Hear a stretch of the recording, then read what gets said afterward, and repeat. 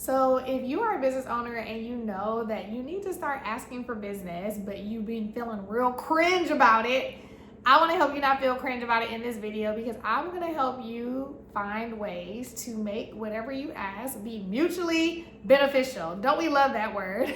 So I am Desiree Kokroff. You may already know from some of my past videos that I did a 900 ask challenge with myself, and I'm actually helping others learn about this 900 ask challenge in my upcoming 3-day challenge. I've done a 3-day change challenge before, and it's backed by popular demand, and in it you'll find out about my 900 ask challenge.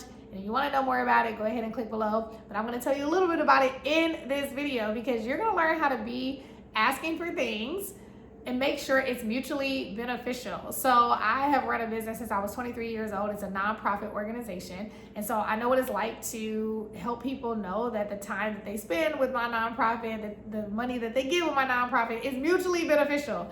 Same thing in my personal business. Like when I pitch my product or my service to clients, it has to be pitched from a place that not does this just benefit me, like yes, you're exchanging dollars for my services, and that's your investment, in yourself. So that benefits my business, but what's really benefiting you is that you're gonna have a change in your life. There's gonna be a problem that you couldn't solve on your own. Otherwise, you would not have paid me for this service. And so you have to be able to talk about things mutually beneficial, whether it's a money exchange or whether it's an intellectual exchange, whether it's a resource exchange. You have to talk about it in the terms of it being mutually beneficial, and you have to talk about it in terms of what is benefiting the other person. You already know what you're going to benefit from, but many times we're so focused on how it's benefiting us that we haven't taken the time to talk about how it benefits the other person, or really get into the feelings, the thoughts of the person that we're serving and how it really impacts them.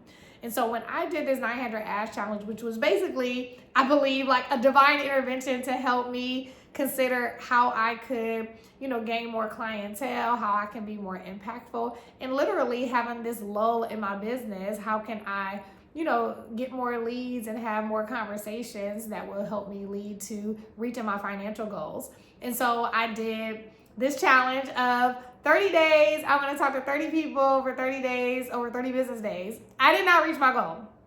But what I did do is get really close to it by talking to almost 200 people over that 30-day period. And it gave me the opportunity to be considered for one keynote next year and a keynote for sure next year. I was asked to be on some podcasts. I got testimonials for my business. People referred me to other business. It also gave me the opportunity to pitch my first 100K offer that was said yes to.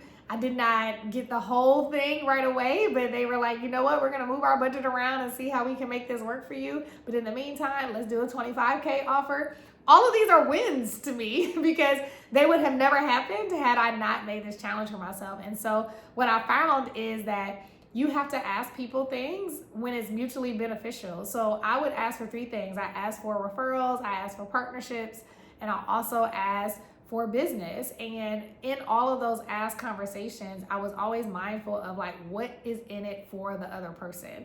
When you enter conversations, and that's like whether it's business or personal, especially when there's something that you desire, you have to think about, well, what's going to be beneficial for the other person?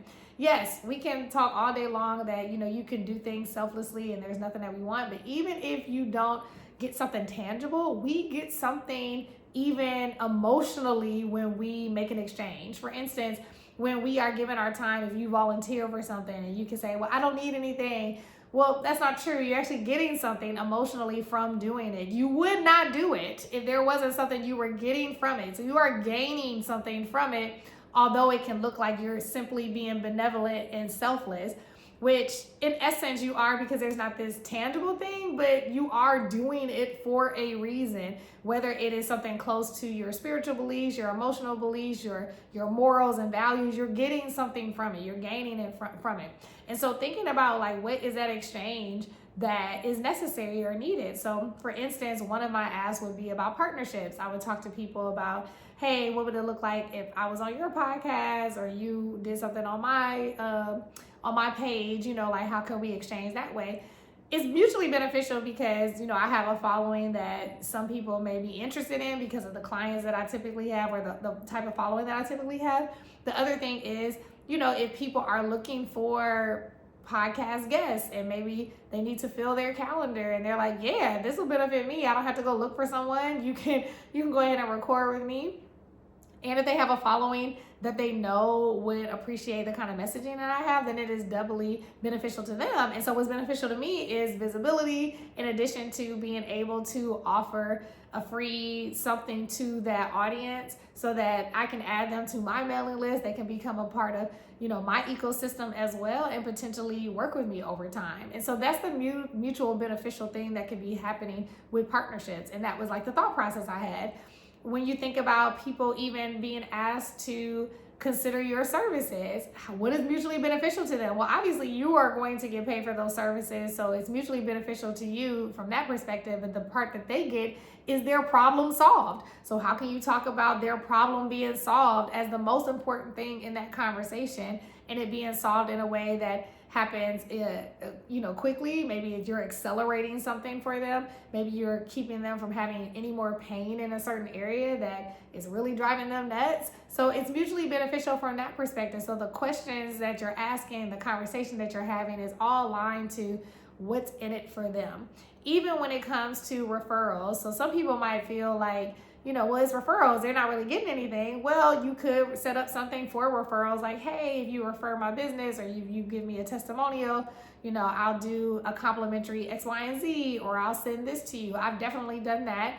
And then there are other times when, people just feel good about doing it, especially when you get clients that are super excited because they just finished using your service. That's the best time to ask for a referral testimonial, because they feel like they're doing you a good one. They're doing you a solid, right? So they're getting that feeling of, I did something for someone that did so much for me. Regardless if I pay them, I feel like I want to do so much more, because if you're doing your offers right, you are pricing it at a place where it is less than the total value that they're actually receiving for it. And I know that sounds crazy, you can say whatever, but most people know, like, if you pay for something and you're like, oh my goodness, this meal, this product, this experience was way, more than what I actually paid, then you know what I'm talking about. And so you go and do the review. You can't wait to tell the people how much you had a great experience. You don't even care about how much you already paid. You've already paid it. They've gotten their part. So it's like, it's over and abundant of what you wanted to give them, because it's something that is over and beyond, the experience you thought you might have had. So you're super happy about doing it without having to receive anything else from these people. And so that's mutually beneficial. So just consider, what's the mutually beneficial line here? How can you make sure that the conversations that you're having is keeping in mind what is in it for the other person?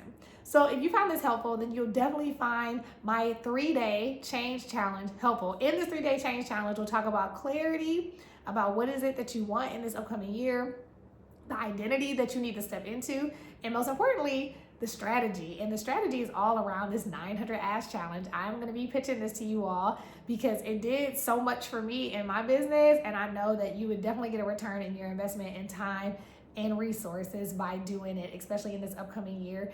If you know that's you, then go ahead and click below and register right away. And I can't wait to see you in the next video or at my challenge. Bye.